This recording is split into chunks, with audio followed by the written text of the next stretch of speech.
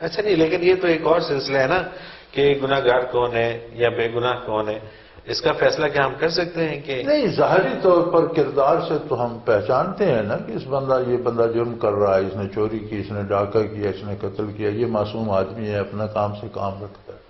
ہم نے تو اس پر فیصلہ کرنا ہے نا جو ہمارے سامنے اس کی جو لائف ہے، ہم تو اس کے بارے رائے دے سکتے ہیں نا، ہم فیصلہ تو نہیں کر سکتے.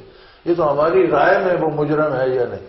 ٹھیک ہے. اور تزکیہ نفس بہت ضروری ہے. تزکیہ نفس ایک ایسی نعمت ہے جی کہ اس کے اثرات پھر اعضاء و جوارح پہ آ جاتے ہیں. سوچو بندے کا کردار درست ہونا شروع ہو